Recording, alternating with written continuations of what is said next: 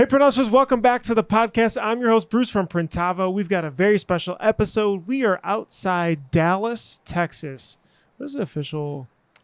Richardson. We are in Richardson, Texas today. Hanging out with Artscape Creative. Jason started this awesome screen printing shop, of which we've got a really cool shop tour too that we're going to drop down in the description down below so you guys can see it. A lot of change, a lot of transformation here. Yeah. How have you been? I've been good. Yeah. Holding it together. Yeah. Been pretty fortunate. What has business been like for you guys? I mean, honestly, even when the pandemic first hit, and we slowed down some, but we still managed to get jobs. Yeah. I don't know how. I guess from previous clients, but we just continue to get some jobs.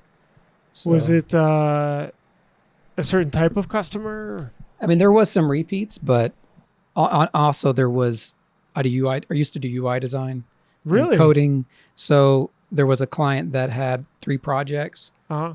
When there was a little bit of slowdown, those 3 projects carried through. I don't know, stars aligned. So before Printavo, I was a UI designer, Mm-hmm. UI UX designer. Also got into front end development, Mm-hmm. HTML, CSS and stuff too. Yeah, no coding for me. Just I can awesome look at design. HTML, CSS, all see that stuff, but So you're super creative then too. yeah, I'm dabble in too many things, I think. Okay, so how did you go from UI designer to screen printer? So I had a graphic design agency, and with Freelance for yourself? it was I had a business partner. We had like 12 employees. Okay. We had some pretty good clients that were Dallas based. That was probably a 3-year run, and I just wanted to do my own thing, so I kind of just left that for that person and did my own thing. And Just do something different? Or well, just no, like, still do graphic design and still do what I've been doing for 20 something years. And then I always loved the print side of things, printing magazines and seeing what you design on paper or whatever. So I had the ideas like, I want to get into screen printing. And so I just started researching it, and literally, I don't know, in a month time, started building my own vacuum table, bought a Vastex 1000, started printing stuff and getting some of the clients that I had under my graphic design umbrella to start printing with me. But you said you also learned on water-based printing. Yeah, so I was, started doing water-based first, but... Just on YouTube or... Yeah, just watching all that stuff. Right. So, and just... What? I figured that what was... videos were doing water-based printing then? It was... What was the guy's name? I think it was Ryanette for sure. They were showing that stuff. But Well, like Catspit? Catspit, I think, yeah. But I think it's my lack of knowledge of what I was actually getting into. Sure. Thinking like that's what you should do. Yeah. It's crazy thinking in those days. We didn't know. Just thinking about the industry as a whole now, and we didn't know about trade shows. We didn't know about... we talked about contract printing. We didn't know about anything. It was just like, get the order, print it, hope they're happy, and then move on. Yeah. Totally different level now. So you had a manual. You've obviously got an auto in the back now. What was the transition there like? Or what prompted you to do that? So I had a 2,000 piece job, and it was 3 color front, 2 color back, or 1 color back, sorry. And I printed that for like a week, and I hated my life towards Friday. Just never, ever wanted to do that again. Fair. So then I just started looking into getting a automatic. Right. And that led me to getting a workhorse because it fit in my space. I think the width of my spot was like 22 inches wide, and the press was 10. Was this a warehouse or was this No, it's house? right. It's across the way. Okay. Yeah, it's in the same complex I'm in now. And it was just a little long rectangle office, but it fit. You had like 3 feet on the backside of it to get to things. Did you feel comfortable with the capital investment then? Since it sounds like you had been running businesses before. Yeah. So. Didn't seem to really worry about it. because I knew that if it's not robbing Peter to pay Paul, but if I wasn't printing, I was still doing graphic design. That was still going to help pay rent, pay the note on that. Mm-hmm.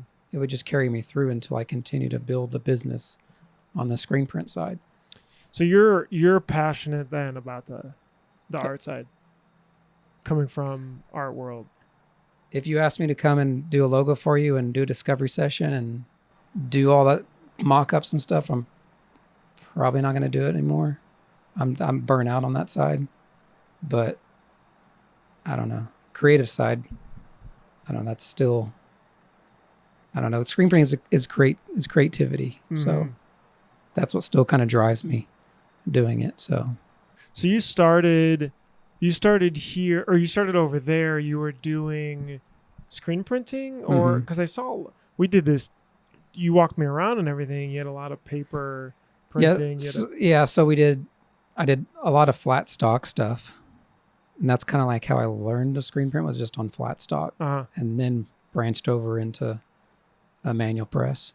So you started off, like, was that because you got that job, or was that just your interest?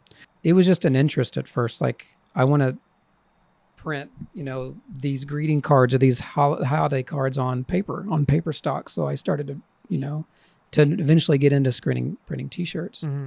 So I don't know, that just led me down the rabbit hole of, that side of the business. And got it. I don't know. You still have a lot of that equipment? No. So I had letterpress equipment too. And then that ended up being a whole nother beast of something. And I didn't have the skill set or the time to learn how to use that. I printed like 5 jobs on it. So I had two presses, and I just got rid of them. Watch the show Profit, and he's always about, utilizing your space. And that's with, what's his name? Marcus Malonis. Okay. I know it is Marcus. Last name might be wrong, but it's pretty close. Say it fast enough, it sounds right. He's about people, product, and process. Anyways, he always goes to these companies, and they have this stuff sitting there. It's been sitting there forever. And they don't use it, or they're not making any money on it. Liquidate it, get rid of it. So that kind of got my head spinning. It's like, why do I have these machines? I don't use them. So I got rid of them, and that just helped me get into the screen printing side. Fund things to get into screen printing, like the manual press and stuff like that. Yeah, that kind of hits home a little bit, that you're just paying for it to sit there. Yeah, you are. It's not even that you're not using it. It's square footage. You're just sitting on that, and it's collecting dust. You might be doing it. It's just, you could use that amount of square footage, that space to make money on. Right. So what do you think you've got about 5 people here? No, I've got 3. 3 people. I got a press operator, an embroiderer, and then me, which is about 10 people. So, yeah, that's fair. The hats, the many hats. Yeah. What do you think your role is now, and what do you think you want your role to be most effective? Man, my role now is just, I have to keep the ship going. I mean, I'm making sure quotes are getting out in a timely manner. Films are being printed. My press operator has everything he needs. Ordering stock. I mean, the next piece would be getting someone in here to alleviate that. So I'm like right there, getting to that plateau to where I need to get that person. Got it. It's right there. What do you think is going to push it over? So just sales? Yeah. I mean, it's getting there. So what do you think you'd want your full-time role to be then focused fully on? The sales side, or still? Yeah, I mean, sales. I like the sales side of stuff. Talking to people, getting them to where they need to be to get them a good product. I mean, I love doing that. People come in here like, I don't know where to start. I'll hold their hand through the whole process. Right. Picking the right shirt and what type of print you need, or the ink you need to use, and depending on what their end result needs to be. I love that side of it. But I got to find that person that's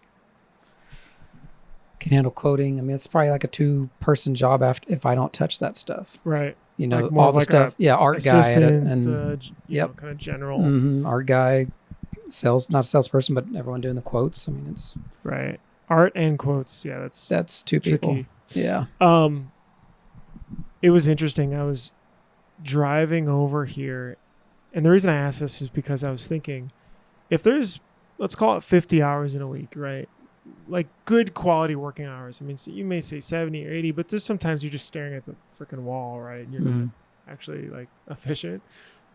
How much time should I be spending in areas, and where am I actually at now? Because I think sometimes I'll personally have, I think that I'm spending time in these areas, but I'm not actually. So if I look at the actual hours per day that I've blocked off to do certain things, or that I have to do certain things, it's probably pretty surprising that it's not where I want to be spending that time. Yeah. Which is why I was curious to ask as far as where you're at and where you want to go. Yeah. If I goof off anything, I'm falling way behind. I have to stay on point. So have a designer background. We had an interesting question the other day on the podcast. They're asking about how would you organize art files? I'm assuming you've got a way, since you've been in the realm for so long and you had an agency before. Yeah. So we use a server. It's a Synology server. Okay. It's not really a rack, but it's just a square box. Got 4 drives in it. It's a RAID system. I don't get too technical, but it, stores all the files on there. We could do Dropbox, but I don't know how big of a computer or drive you're gonna have to get all those files to store in your drive. So everything's on Synology. It's organized by the client, of course. So the top level folder is customer name? The top level folder is customer. And inside that is a structure of folders that we have a script for on a Mac, that when you double click on it, it asks you where you want to save it. Click where you want to save it, then it asks you the name. And once you do that, in behind that script is it automatically populates all the folders for that client, whether it's assets, dead folders, if it's going to be for, screen printing, is it for social, for web stuff? I mean, I still have some of the structure from when I was an agency, not use all of it, but everything's there. And within those folders, there's the, asset dead folders. So every job that you put in, like say, screen printing folder, we just code it by the year, the month, the day, and then that job title. And then within that, there's assets or creative assets, again, dead folder, and exports. And within that can be PDF, PNGs. It's just real precise and consistent every time. So when you go in and get those files, you know exactly got it. Where Interesting. they are. Yeah. With the order, do you put any nickname info? To get to on Printavo, is that what you're saying? No, just like in your folder structure. So you've got the company name as the top level. Right. So when it goes to the order, say it's 2020 or 2021, the month, the date, and then it would be, let's say it's Crazy Water. It's a client we have. Crazy Water circle logo. That's all we use as the headline for that. Got it. For the hint. Okay. Let's just chat embroidery. Did you get into embroidery after screen printing, I'm guessing? Yeah. Okay. And then when you got into it, what was the thoughts? Just to be able to bring it in the house? Was it quality? Was it more profit? Yeah. Well, I mean, it's kind of the full gamut, but yeah, it's controlling the quality. And why? Because you're subbing it out and it wasn't good? Exactly. I just don't feel good subbing that stuff out and not knowing, just crossing our fingers that we just sewed 50 pieces, or even if it's 5 pieces. Hopefully it looks right. Right. So we just decided to bring that in. I decided to bring that in-house. So that's a big investment, because you have a person staffed on it now too. Yeah, we do now. It was part-time, and then it was just me. So that was the 15th hat I was wearing. So yeah. So I was doing embroidery while it's a lot. So now there's someone here it's handling it. So that's all they're focused on. Yeah, he's hooping, just straight embroidery. He's never touched it before, and I trained him on how to do an embroidery. Really? How long did that take before they were 100% ready? I mean, he's techie, so he gets it. So it didn't. You think 3 months, 2 months, 6 I months? honestly think maybe a month. He picking up on now. He's not digitizing and stuff. Okay. He's just taking files, maybe You just changing sub that out. densities and stuff like that. Got it. Doing test sew outs, and then he can rethread. He knows what he's doing. With the test sew out, is that just for you? Do you send it to the customer? To the customer. With just like texting them or? Yeah, well, I usually text them, and if Okay. not, we put it into Printavo and Okay. send got it off for another approval. Approval. Got Just, it. hey, check it out. Let me know if you're good. Just Is need that I just need a every- verbal. Is that every embroidery order? No. It's just some clients are particular and they want to see that. Got it. Yeah. A month training. How did you do the embroidery training? Was it shadowing you, running jobs? Yeah, I mean, it was, I basically shadowing me, but then there's a point of just like, okay, you need to touch things and you need to do things on your own because you can't. Like on test hats? Yeah, exactly. Yeah. And how to hoop hats, I mean, all that stuff. You just made him do it. Did you ever, because I know they have some certain classes at the Fort Worth show and everything too. I mean, maybe that timing didn't necessarily line up. Though. Yeah, it didn't. I mean, it's something that, maybe the show coming up that send them to. But yeah, I mean, more training, the better. Got it. So- And when did you invest in the embroidery? After the business was getting moving? It's probably, 3 years ago. Mm-hmm.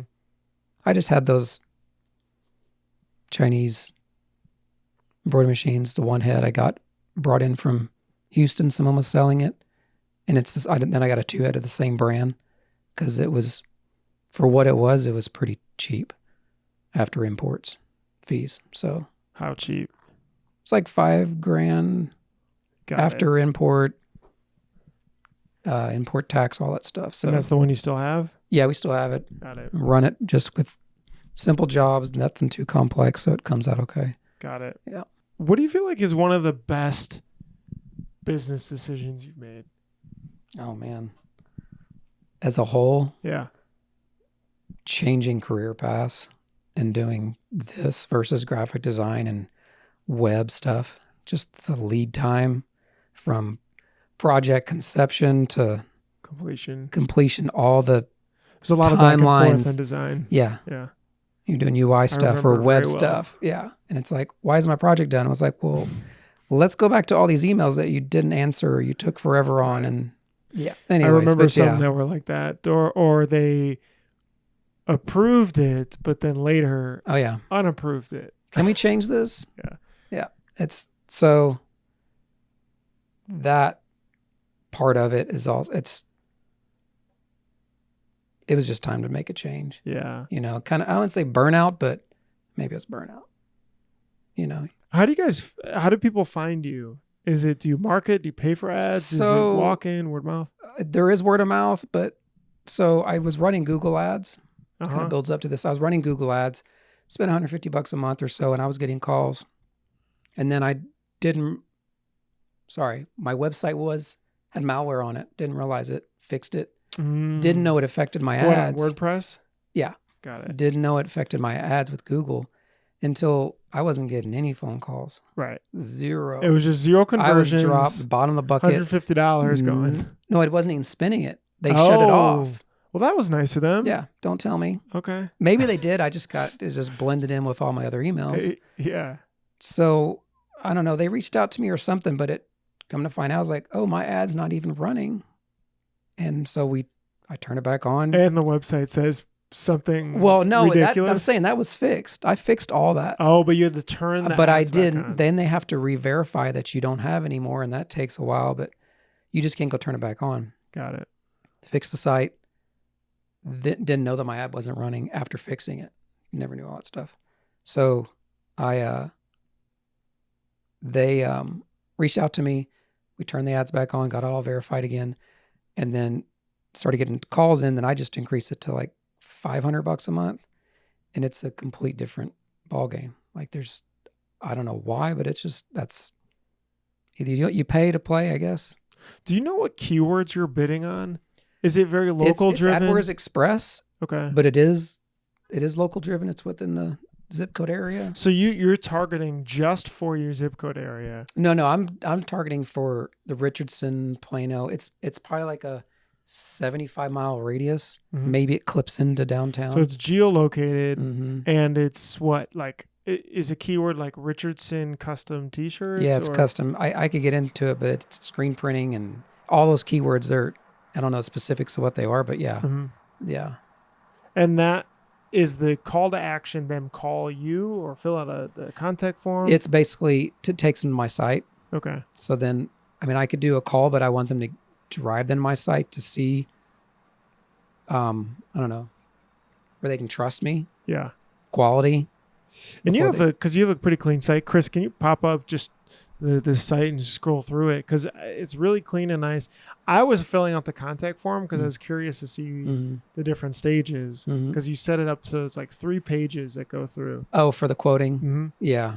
When'd you do that? Today. Okay. Because it was WordPress forms. I took that one out and I'm using Fluent. It's a new form. Why'd you switch it? Because the WordPress forms, it wasn't communicating like I wanted through Zapier to Printavo. Oh. So I'm like, I need to get this fixed. So that's what I did like 4 days ago. Does that go in and create a customer? It creates a customer. Very cool. Yeah. So Fluent creates the form, and then Integrally, it's like way cheaper than Integromat? So, I saw that one pop up. It's cheaper than Zapper. So yeah, sorry about that, but yeah. And it does the same thing. Sure. Yeah. I mean, it might not be as detailed, but it gets to what I need to get done. Got it. Yeah. I've heard other people use that in Integram. Yeah, it's something like that. We'll have to. Chris can. Thank you for putting a link down below so people can check that one out too. The site's clean, so the ads are driven to the site. Yeah. How do you measure ROI on it? Do people say on the phone? I usually, if I remember, I ask like, "How'd you find me?" And it's usually Google. And you just hear it a lot. Yep. Do you know if it's ad Google or just SEO for like? Because you're probably optimized for Richardson. I am, but it's most of the time it is from that top ad on Google. Okay. I don't know how. Sometimes I'm up above or right below custom ink. Sometimes when you look at the ad, I don't know how that's happening. Google does create preference for the best fitting result, which if you're in this area is very relevant. Yeah. Okay. For that person that makes searching. Sense. Yeah. And it's hard to beat that from, someone mass buying like a custom. Not an SEO expert. Never went down that route. I mean, if a lot of so you're saying a lot of the sales or people that hear about you come through. Yeah. Cool. Yeah. A good percentage of them are. There's a lot of that's return clients, but it's a lot with Google. So I hate to be a downer here, but what do you feel like is one of the worst business decisions? Oh man, worst decision. Or a not so good business decision. Maybe that's easy. So it doesn't have to, you don't have to sort it. Yeah, not so good business decision. I mean, I guess hiring someone sooner in the embroidery because I was just struggling through it. I don't know. if That's a good one or not. But how soon after you had the equipment did you hire this person? For embroidery? Yeah. Oh, it was a while. It was a couple of years because I didn't have like a flood of business in the embroidery side. It's just every time it's like when I bought the equipment, I got the jobs. So it was enough for me to manage. But now, do you think that's because you were like thinking about selling it more and so you pushed it, or people actually asked? I don't know. It's a secret, maybe. The reason I say this is like when people say, "Oh, we bought our first auto," and I was just like, "I got to feed this thing." So it's like clearly you're psychologically. I mean, the energy I had, maybe I don't know. Not saying like. Yeah, you're gonna want to put hats in that order too, or. Yeah, have you thought about pairing this with a polo? Right. I don't know, maybe, but I'm not saying it was a flood, but as soon as I got it, it started to come in. Right. So, but hiring, it was literally 7 months ago, full time. It was part time, and now it's just like on the shop tour, you'll see there's all those embroidery stuff. That was prime COVID time. Yeah. It was awesome that you found someone. Well, the gym next door, he works out there and I work out. Oh, He's so like, you hey, just met. he's like, hey, I'm hiring. You want to Right. just fill it out? Come over and see if you want to do it. He's like, I love it. That's awesome. Yeah. Got So you lucky. said he was technical before, which you thought Yeah. helped. Mm-hmm. Yeah. It's just an interesting characteristic, right? Like hiring people, we try to hire based on, hey, I'm looking for these 5 characteristics, and I'm going to rate in my head. I'm not going to tell them, but like 1 to 4, how well they are in these different areas. And it tries to help get rid of some gut feeling of like, Yeah. because sometimes you can be like, oh, they're very good, they're not so good. But what happens when it's more in the middle? Like, I'm not fully sure. Yeah. That tried to make it a little bit more measurable for us, but it sounds like at least that was a good aspect. Yeah. And that's why I want to give him the trial. Try it out. How long was that? No, I mean, once you come in, Yeah. I'll show you how it works. Mm-hmm. Not all the details, but see if you like it. Show you how to hoop some stuff, load some stuff. That was just like a day, a couple hours. Yeah. I mean, maybe a couple days. Yeah. Might have been like Thursday, Friday, and it's like Monday he shows up. It's like, still like it? He's like, yeah, I love it. So I got That's lucky. a great way, because it would have saved you so much time, especially if they were like, nope. And you're like, okay, cool. Yeah. Versus I mean, just be a week honest. If later, you don't 2 like weeks it, later, it's yeah. no hard feelings. You can Right. go. We'll still be friends. Right. Yeah. That's awesome. So your lease is coming up on the building. Yep. Probably a year. Yeah, about a year. I'd say that's coming up because you got to get a pretty good notice. What are your thoughts? How many square feet is this building? 2,400. And the one before you said where you 1,200. started, that's 1,200. Mm-hmm. So doubled it to this one. Mm-hmm. Is there another one open that? If the gym goes away, Okay. but I don't think it's going to. So, yeah, no, it's not going anywhere. So I don't know. This is working so far. So I don't know. I'm How long torn. is the lease terms? 3 years. So that's not bad. Yeah, I try to do 5, but Why, to get your lease down? yeah, so they don't jack up the rates when that lease is up. Right. So Are they moving it up on you this time? I don't know yet. I haven't asked. Like, Still hey, if I have to come. renew, Yeah. Maybe it's best not to ask. yeah, yeah, exactly. But yeah, I mean, moving wise, my gut tells me I need to move. Why? I guess like the Just embroidery for thing. It's growth and- if I move to a bigger facility, Mm-hmm. more room, more equipment. I don't know. Maybe it brings more work. I mean, I'm doing pretty good here, so Mm-hmm. it's like I don't know. Torn, very torn. What's your thoughts on buying versus leasing a building? So me and my wife were going down that rabbit hole of should we go buy? Looked at land. It's hard to find land or even a building. I mean, the amount of money you have to put down, it's significant, especially if you don't have it right off the bat. But perfect case scenario, yeah, if you can buy it, buy it. But it's That's all about fair. that location, Plus, you talk about the growth. I mean, Yeah, you gotta. being 3, who knows if you're 6 or you're 10, folks in the future. Yeah. I mean, I don't want to. I like the size it is now. Maybe I could have one more auto, but I don't want to have a huge. Operation. Yeah. Where do you feel like is your sweet spot then? Personally, or what? I mean, what do you mean? Yeah, personally, like with the business and everything, where it. I like this, where this is. Design and then sales. So a Yeah. nice split. Yeah. Just a little. But I mean, I like selling people what they need. So I don't know. What about operations wise? Right, because more people, more management, more labor, Yeah. all this stuff, Yeah. more overhead costs. Yeah, that's the thing. It just you just continue to build. You think you're basically there? You talk about this one person to help.